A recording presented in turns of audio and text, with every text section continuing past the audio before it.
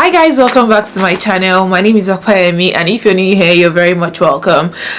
In my last video, I did promise to make a video sharing alternative pathways to lead up to career progression in nursing in the UK. So if you're considering career progression in the UK in nursing, but you cannot commit to a full master's degree, there are several pathways that you may consider. And in this video, I'll be sharing with you some of the pathways that would help you in progressing career-wise in nursing in the UK.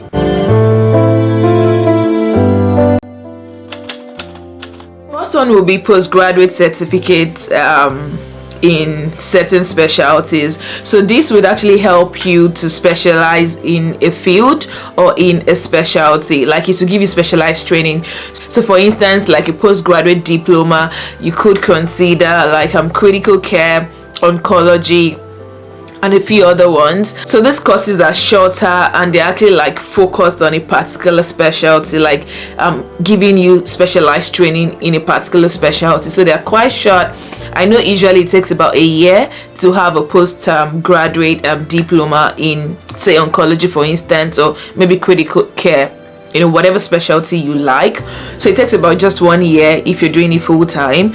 It doesn't take so much of your time. So in 1 year you have the diploma, the postgraduate diploma. So the benefits of a postgraduate diploma in a particular specialty is the fact it could be topped up later. So if you want to eventually become an ACP, like an advanced clinical practitioner, which is the course itself is a 2-year course, which is a master's degree course. But if you do the diploma and say in few years you're now ready to go for the masters, all you need to do is to do a top up. You do additional courses, additional modules now, and then you're able to graduate with a full masters in ACP.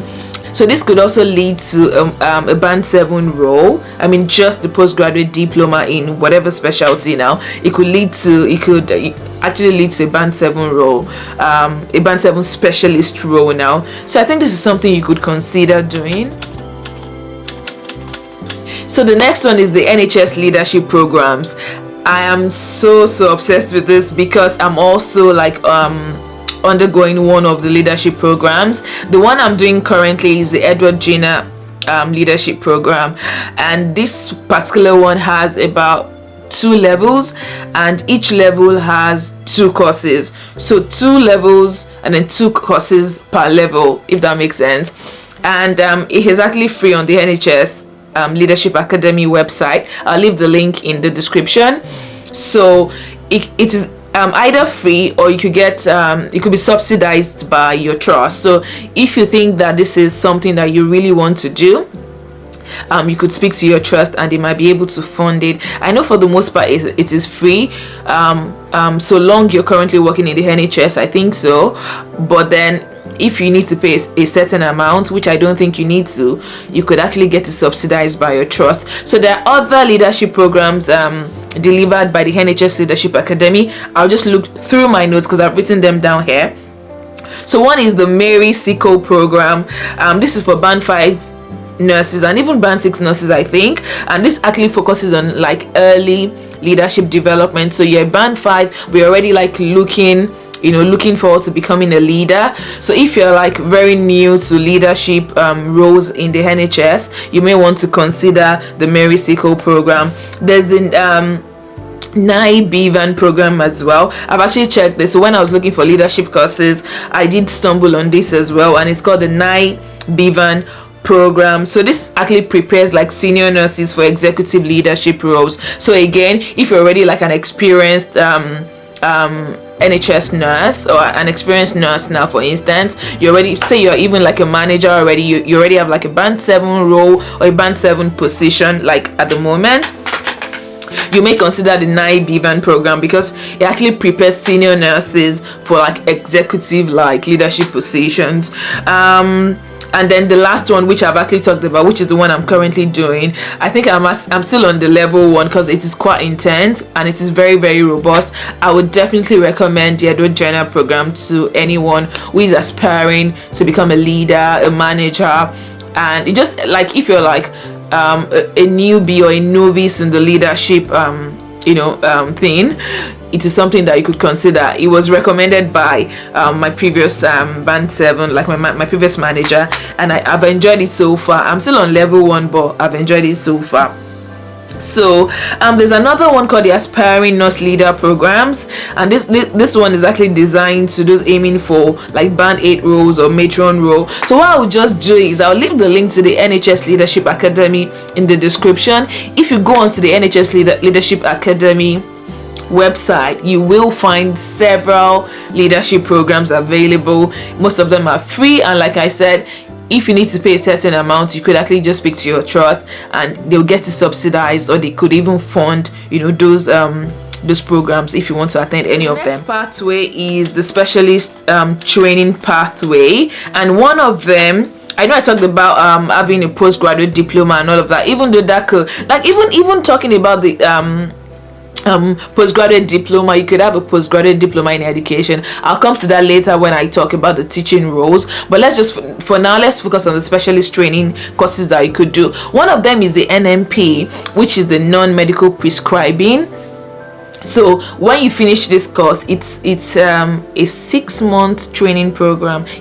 So I think it's 6, is it 6 or 9 months? I think 6 months actually. So in 6 months, like when you're done with the program, you become a non-medical prescriber and you're able to prescribe medications.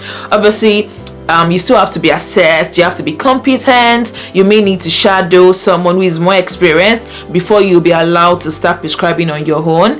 But again, it is a very intense course, because I know a few people that have done it, but it is very, very good. You will be attached to maybe a consultant or a registrar, like you would have like an assessor really, and you would also have placements. So usually you could do your placements in your place of work, like your current place of work. You could even do it in your department, so it doesn't necessarily have to be like you don't necessarily have to do placements in a strange place or a new place. You don't have to do it outside of where you work. You could actually do your placement where you work, so you still work with the same doctors, the same nurses. You could be assessed by the consultant that you already know. So you may consider that, and this actually could lead to a band 7 role. Like when you're done, you can actually apply for a band 7 role. In fact, I've seen a lot of adverts for CNS role, which is the clinical non-specialist role. I've seen a couple of those kind of adverts, like job vacancies,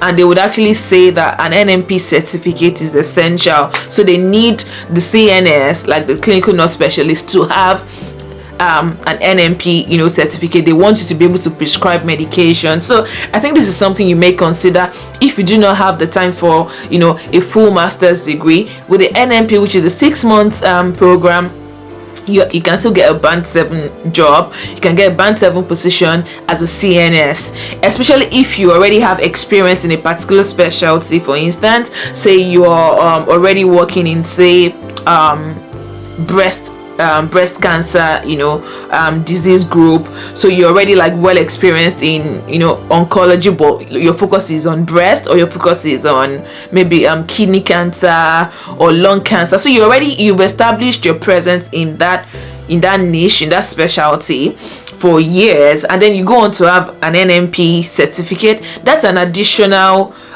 thing to boost your application if you're applying for a band 7 role, because you have the experience, and then now you have a prescriber course, a prescriber certificate. So that just like helps to boost your application. So this is something you may also consider. So still talking about specialist training courses, I know that in certain specialties they actually provide their nurses with specialist training. An example is in the intensive care. I know they do provide specialist training. When you spend so much, say for instance in the intensive care as an intensive care nurse, you become an expert, so to say, in that field, just by the virtue of having so much experience in that field. So you could get training on the job, and acquiring so much experience can also be an added advantage for you when you now say want to apply for a band 7 role as a CNS, for instance. So those are the things to consider. But I know in certain specialties they provide specialist training for you on the job, more like training on the job for you. and that's a big deal. For instance, if you get a band 5 or a band 6 job where you'll be trained on the job, so after some years you're able to like apply for a band 7 role as a specialist. And the good thing about this is because it directly like enhances your clinical skills, like those specialist training programs, like on the job training. It does enhance your clinical skills. It also like boosts your confidence as well. So I think this is also very good, especially because like it could lead to progression in a specialist area, because you've gained so much experience, you've gained so much clinical skill on the job, so that could actually just lead to progression in those areas. So the next pathway is that of clinical supervision and teaching roles. This gives you opportunities to like mentor junior staff as well as students. So you could get access to this specialty, so to say, by doing the practice assessor and or practice supervisor course. Both courses are very short. I did both of them like 4 years ago when I was still back in Essex, and they were quite short. It took me maybe a few days to do the courses, like very short. But this is very good if you're considering a clinical educator role, practice educator role, practice education facilitator role, and this could also lead to academia roles, like teaching roles as well. You can also consider a postgraduate diploma in education.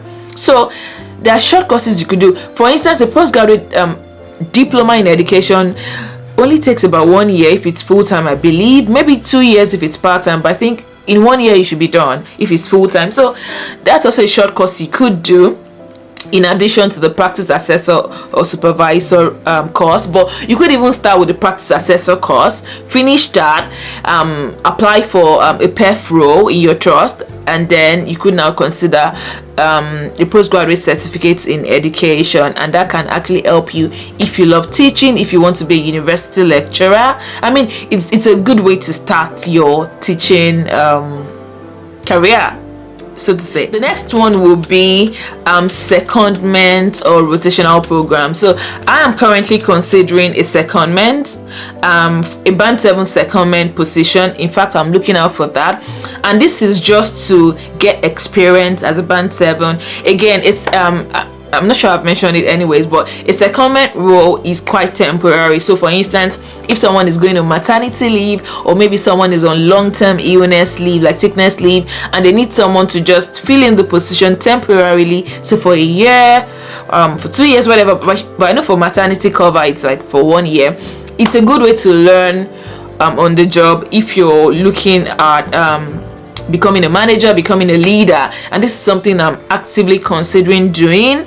So for this kind of program, you will apply as normal, as usual, apply for the role, and you will, if you get the job, you could be in the role for say 1 year, like in the position for say 1 year, and then when the person comes back to work, like returns to work, you will step down to your previous band. So say I'm currently band 6 now. If I get a band 7 secondment position and I get the job after applying, say it's for 1 year, say it's like a maternity cover for 1 year, when the person returns to work, I would have to go back to my band 6 job, and that's actually okay. And I'm considering doing that right now because I just want to have a feel of what it takes to be a band 7. I also want to have the experience, I want to equip myself, and then if I don't like it, I kind of know, well, I'm going back to my band 6 job anyways, if you get my point. Again, you may like it and you may become a permanent it could become a permanent position for dig. So yeah, a secondment role could actually lead to a permanent senior position. Next is quality improvement and project management. With this, you could actually lead quality improvement projects within your trust. Pathways for this: one is you could go through the NHS quality improvement courses, so that again, the way we have leadership and management courses provided by the NHS Academy, Leadership Academy, there are also like quality improvement courses delivered by the NHS. So you could consider registering for some of these courses. Some are free, Some you would have to pay for, but again, it could be subsidized or even fully funded by your trust if you let them know how this training or how this course could impact your work or your job positively. So that's something you could consider. For project management, I myself have been looking into this. Again, I just love doing research and knowing the best options for me. I love weighing up, different options. So I've also looked into like doing a Prince 2 certification or the Lean Six Sigma. For the Prince 2, I've made inquiries from a very popular place, and they did tell me that their training cost about maybe £1,000 or thereabout. So as a nurse, if you want to go into project management, you could consider doing a Prince 2 certification. There are several opportunities in the NHS within your trust where you could work as a project manager. You will be leading projects, managing projects obviously, and that's also a very good one for you as a nurse. So the last one will be health policy and advisory roles. It's so funny because recently I did apply. I know I'm all over the place, I keep applying for stuff, but I just saw so on the intranet, my trust intranet, I just saw an advert for a bit. So they wanted a BAME person for a strategic advisory group committee member or something like, so it was a strategic advisory group committee membership, but they wanted a BAME woman, and I applied. Guys, I like applying because it gives me that experience, and it also boosts my confidence. I may not eventually get it, like the job or whatever, or the position, but it just helps with my confidence, and it's also like a learning curve for me anytime I apply for things like this, really. So when I applied, I remember that in my application I added that I'd attended research ethics committee meetings, and that I'd even applied to become a member of a research ethics committee. So those were the things I added to my application, but obviously they wanted like a band 7 or higher, so it was, the minimum was a band 7, and obviously I'm a band 6. So for you, this kind of opportunities could lead to advisory roles, health policy roles. You could become a policy maker, health policy maker, really. Sorry, I'm just going through my notes. So it could actually open doors to policy or advisory roles, and the pathways for this will be involving yourself in research ethics committee meeting, for an example. Involvement in committees, strategic committees. Now, but an example in my own department, for instance, what concerns me as a research nurse, an example of a committee that could help boost my application is being a member of research ethics committee. But in your own field or specialty, what kind of committee would help boost your application. Participation in advisory boards, advisory meetings could also help build your profile. Really, that would help build your profile in healthcare leadership. My final thoughts would be that you don't necessarily need a master's for career progression in the NHS to become a manager, a leader. You don't necessarily need a master's. Short courses, certifications, can actually help you achieve your dream of becoming a leader or a manager as a nurse in the UK. So if your goal is career progression, clinical advancement, I think it's best to explore some of these options I've mentioned and see what works for you, or see what aligns with your vision or your goal for your career, really. I hope this has helped one or two people who are nurses in the UK and who are looking at career advancement. Really, I hope this has helped you. If you have more questions, let me know in the comment section, and please do also like, share and subscribe. If you have other video ideas for me or something that you'd like to ask, let me know in the comment section. I would love to chat with you guys. I love reading from you guys. Thank you so much for watching, and I will see you in another video. Bye guys.